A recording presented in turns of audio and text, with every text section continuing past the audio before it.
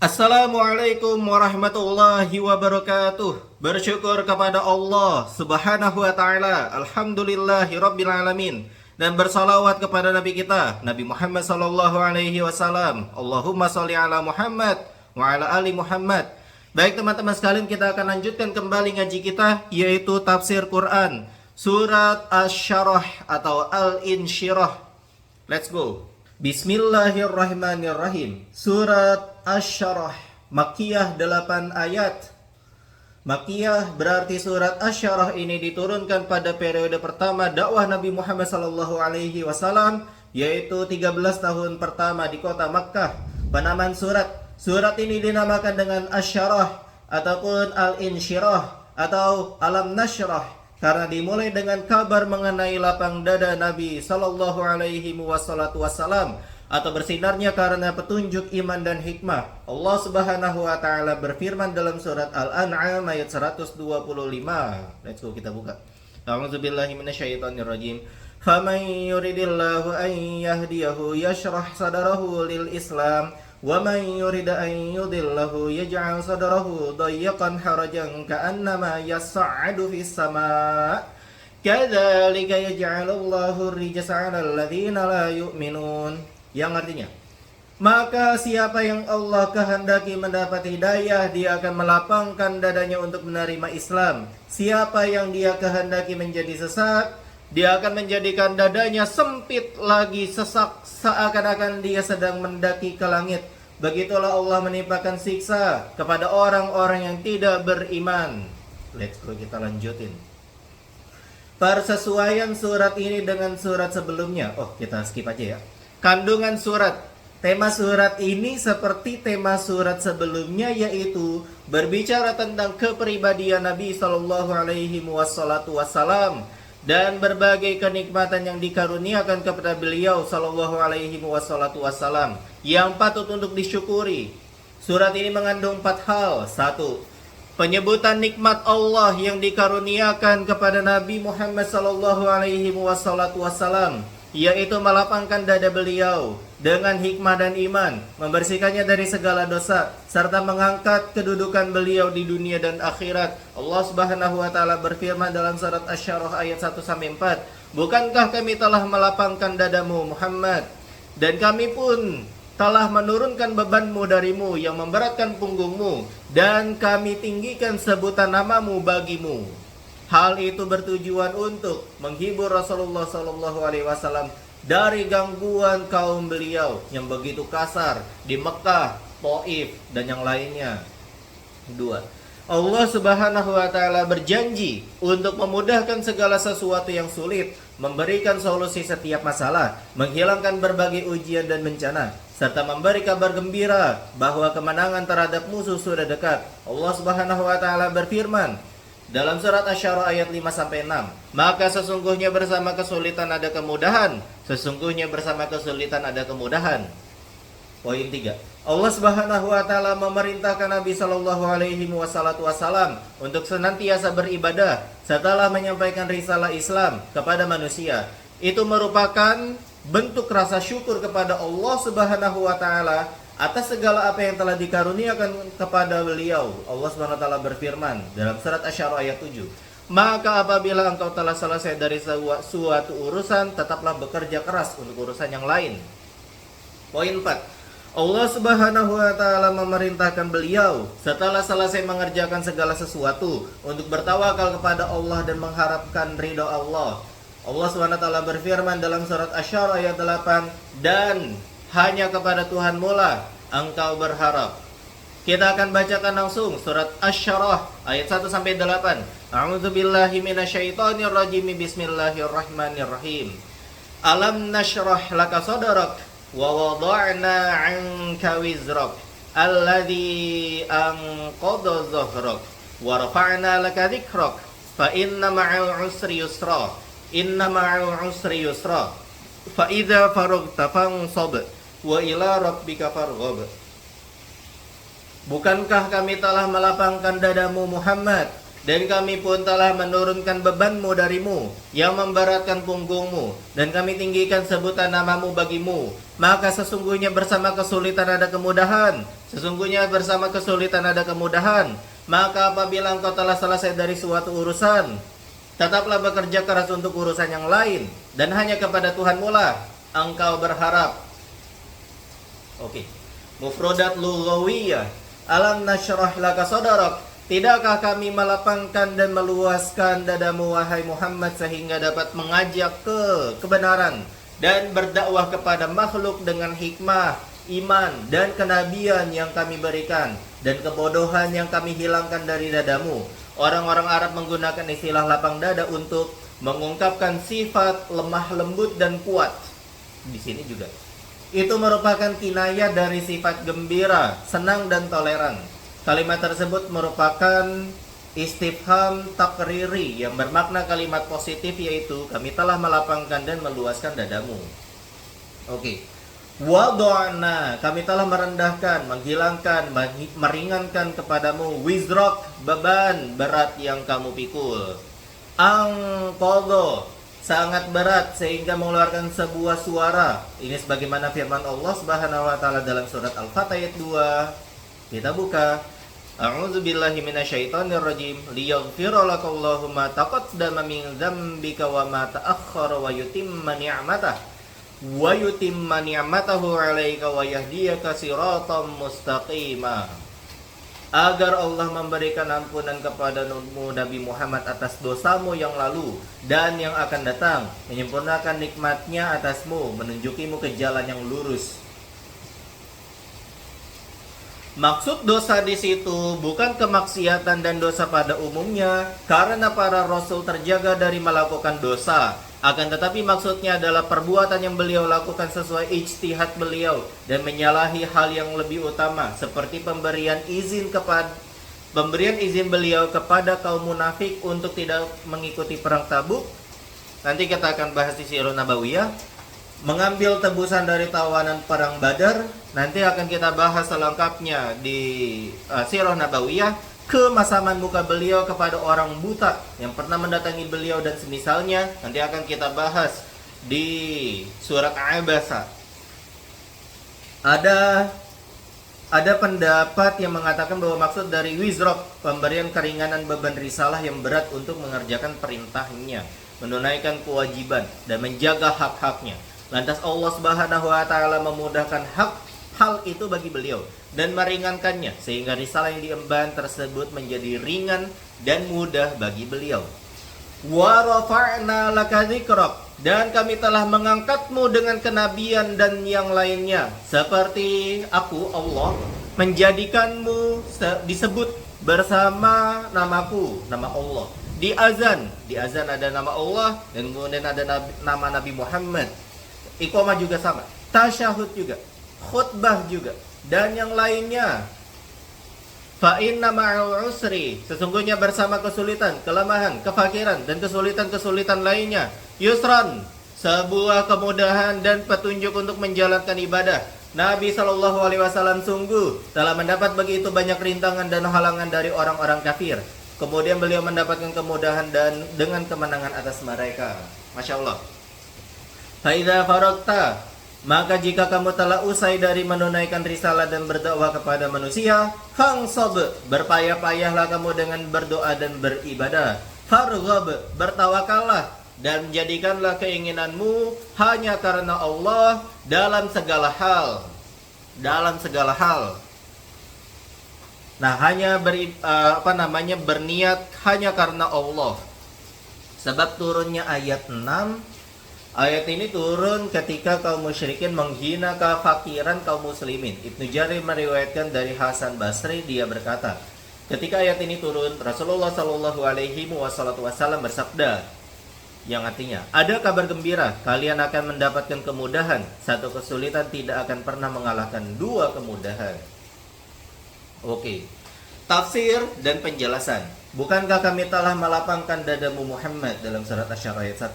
Kami telah melapangkan dadamu dengan menerima kenabian dan mengemban tanggung jawabnya serta menjaga wahyu. Oke. Maksud dari lapang dada adalah menjadikannya diterangi cahaya luas dan senang. Sebagaimana firman Allah tadi kita bacakan dalam surat Al-An'am ayat 125, yaitu barang siapa dikehendaki Allah akan mendapatkan hidayah petunjuk. Dia akan membukakan dadanya untuk menerima Islam. Abu Hayyan berkata, lapang dada adalah menyinari dengan hikmah dan meluaskannya untuk menerima wahyu. Gitu. Ini merupakan pendapat jumhur ulama, mayoritas. Oke. Pendapat yang lebih utama adalah umum bagi hal ini dan lainnya, berupa memohon dengan sangat dalam doa kepada Allah Subhanahu wa taala dan kemampuan menghadapi berbagai gangguan orang-orang kafir. Oke, banyak para ulama berpendapat bahwa makna melapangkan dada itu merupakan makna perkara maknawi. Ada juga yang mengatakan bahwa maksud pembelahan dada itu adalah pembelahan dada, bukan pembelahan dada, maksudnya ada yang mengatakan bahwa maksud daripada melapangkan dada itu adalah pembelahan dada Rasulullah SAW pada malam Isra Mi'raj. Itu sebagaimana diriwayatkan oleh Tirmizi dari Malik bin Sa'sa'ah. Ibnu Katsir berkata, akan tetapi hal itu tidak kontradiktif.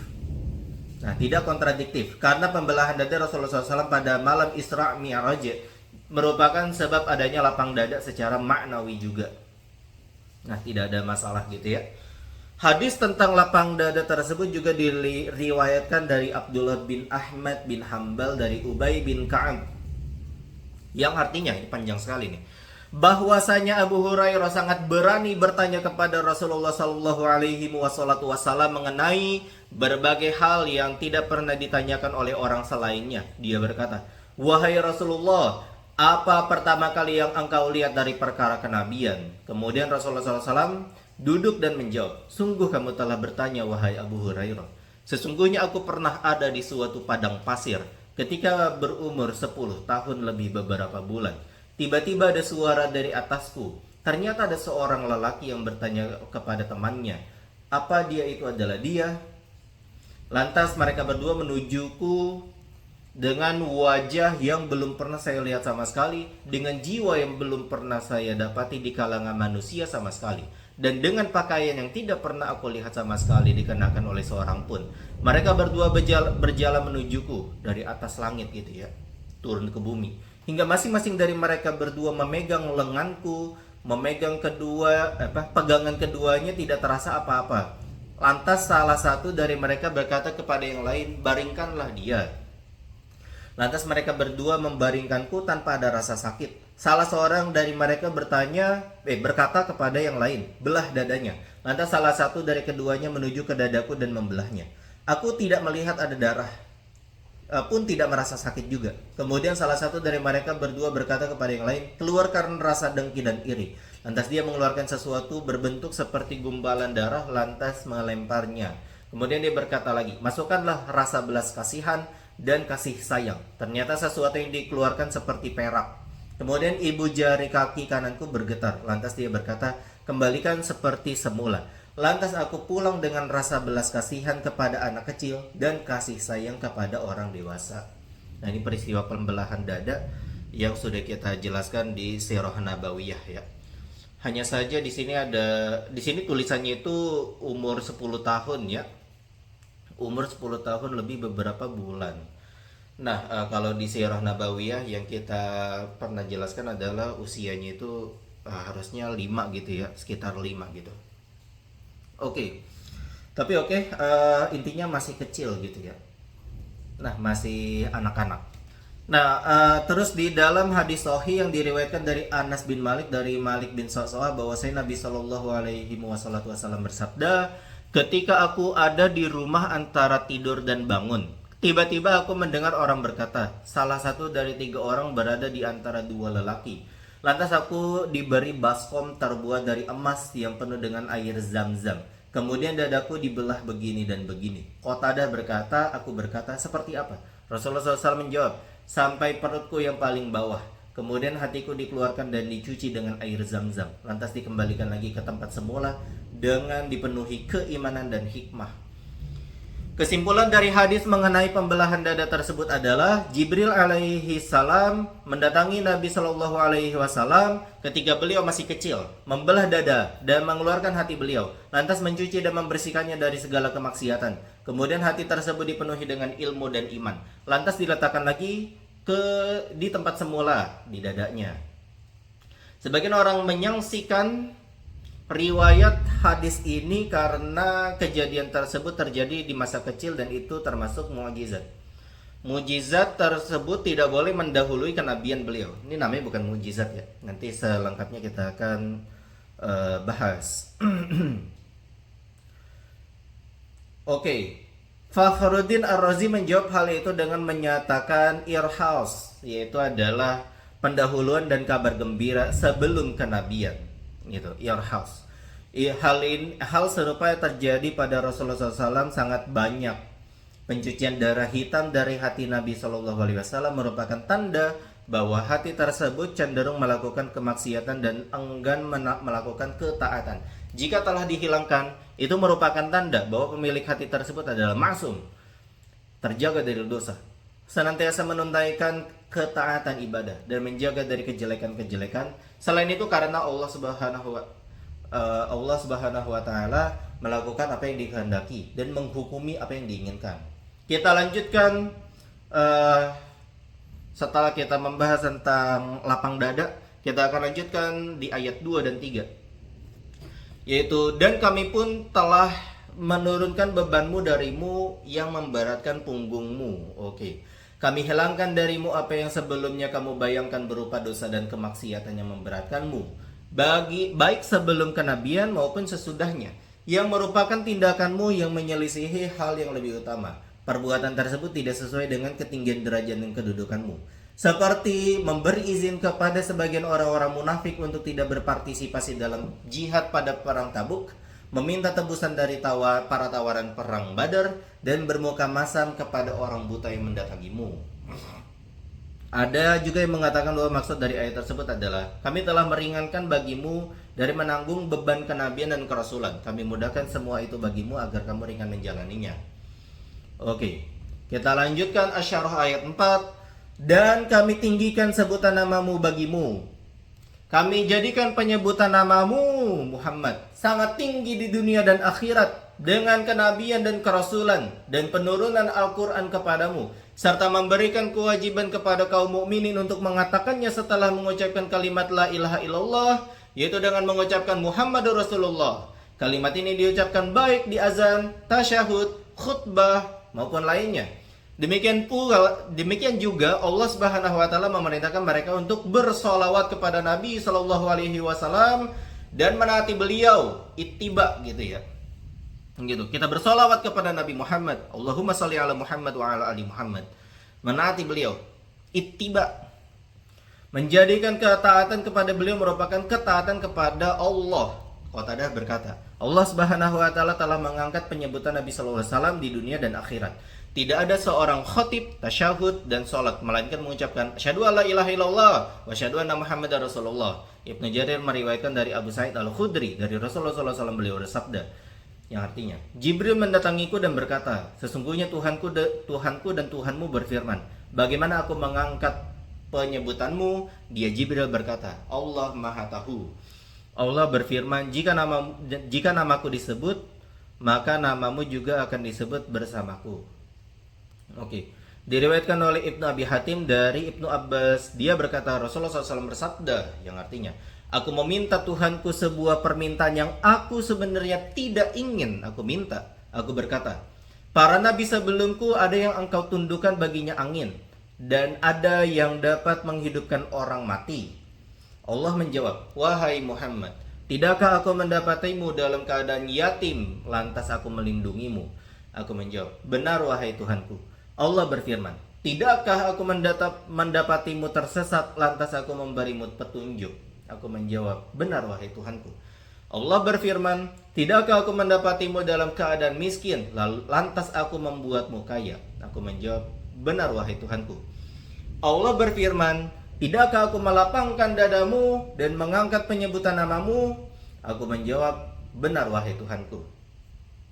Setelah menyebutkan kenikmatan-kenikmatan tersebut, Allah Subhanahu wa taala menyebutkan bahwa hal itu berjalan berdasarkan sunnahnya, yaitu menghendaki kemudahan setelah datangnya kesulitan.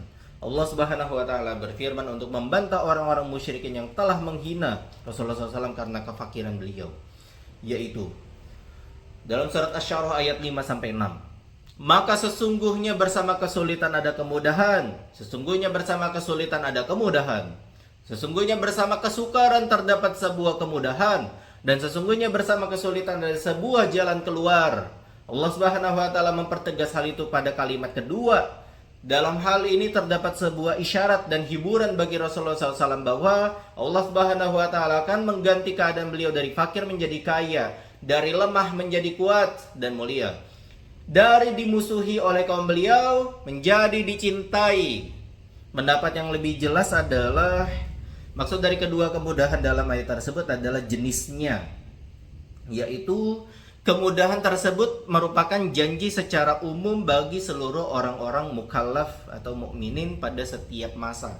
Kemudahan tersebut mencakup kemudahan dunia dan akhirat, serta kemudahan yang datang dalam waktu dekat maupun di masa yang akan datang. Oke, kita langsung. Hal itu diperkuat dengan apa yang diriwayatkan oleh Hakim dari Ibnu Mas'ud secara marfu', yaitu seandainya kesulitan ada di dalam sebuah batu, pastilah akan diikuti oleh sebuah kemudahan hingga ia masuk ke dalam batu tersebut dan mengeluarkan kesulitan tersebut darinya. Gitu. Nah, jadi sebuah batu kalau misalkan kalau pengen memasukkan ke sesuatu maka lubangi dulu ya. Nah, maka di situ ada lubangnya juga untuk mengeluarkan. Gitu. Nah, sebuah kesulitan tidak akan pernah mengalahkan dua kemudahan. Sesungguhnya Allah SWT berfirman, Asy-Syu'ara 5-6. Maka sesungguhnya bersama kesulitan ada kemudahan, sesungguhnya bersama kesulitan ada kemudahan.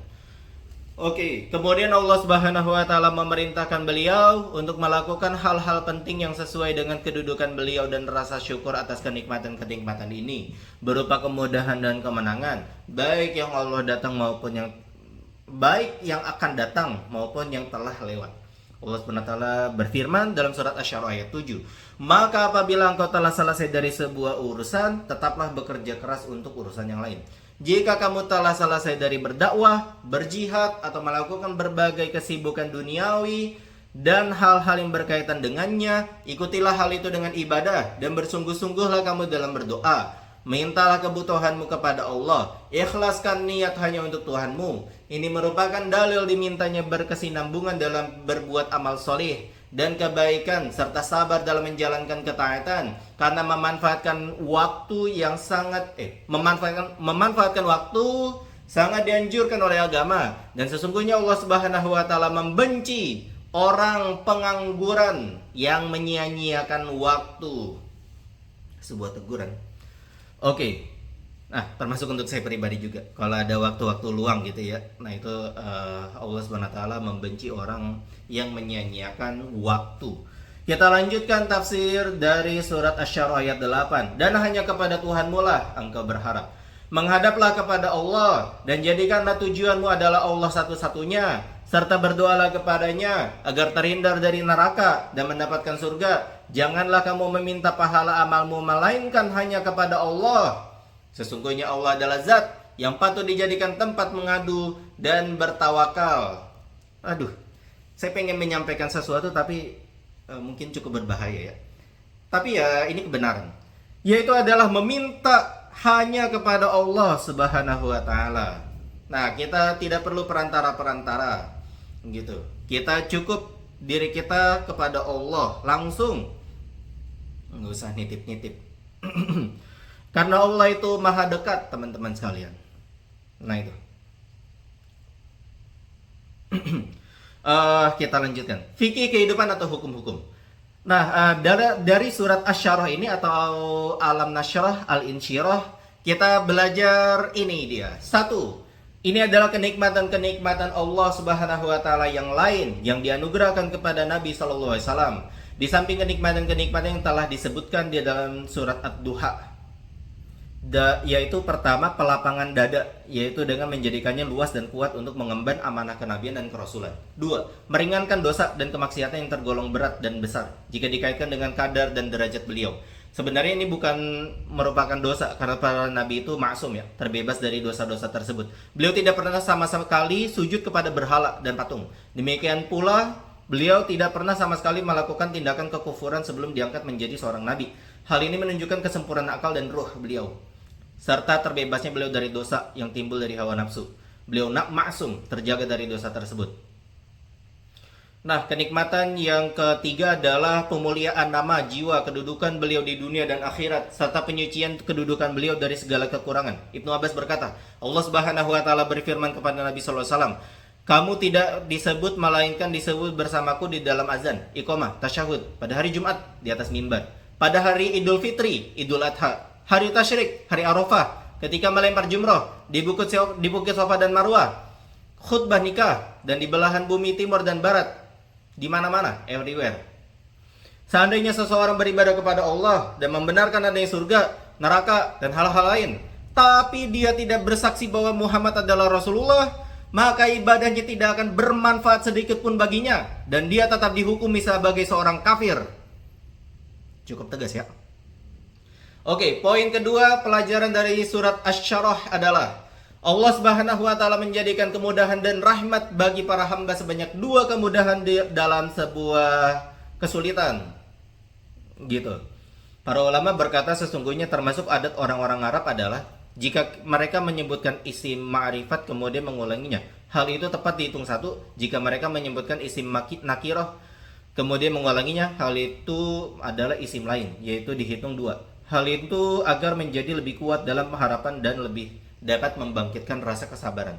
Gitu. Intinya adalah kesulitannya satu, kemudahannya dua. Kemudahan itu menjadi harapan gitu ya. Nah itu. Dan kemudian ya tinggal sabar gitu ya, teman-teman sekalian, sabar gitu. Oke, poin ketiga, hal-hal apa saja yang bisa kita pelajari dalam surat Asy-Syarah? Anjuran untuk senantiasa melakukan amal solih secara kontinu. Orang yang berakal seharusnya tidak menyia-nyiakan waktunya dalam kemalasan. Teguran untuk pribadi. Dan pengangguran. Teguran untuk pribadi. Hendaknya dia mencurahkan segala kekuatannya untuk memperoleh apa yang bermanfaat baginya di dunia dan akhirat. Semoga ya kajian seperti ini bisa bermanfaat, terutama buat saya pribadi ya, dan juga buat teman-teman sekalian. Nomor 4, pelajaran apa yang bisa kita pelajari dari surat Asy-Syarah? 4. Bertawakal kepada Allah dan senantiasa bermunajat kepadanya. Sesungguhnya Allah Subhanahu wa taala adalah zat yang pantas untuk dijadikan tempat bermunajat dan pahala. Tidak diminta melainkan darinya saja gitu. Gak usah minta ke patung, gak usah minta ke hewan, gak usah minta ke gunung, gak usah minta ke laut, gak usah minta ke kuburan.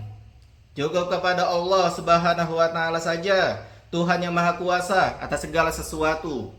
Baik teman-teman sekalian, kita bisa cukupkan ngaji kita pada hari ini tafsir Al-Munir surat Asy-Syarah. Kita cukupkan dengan membaca hamdalah dan doa kafaratul majlis. Alhamdulillahirabbil alamin. Subhanakallahumma wa bihamdika asyhadu an la ilaha illa anta astaghfiruka wa atubu ilaik. Wassalamualaikum warahmatullahi wabarakatuh.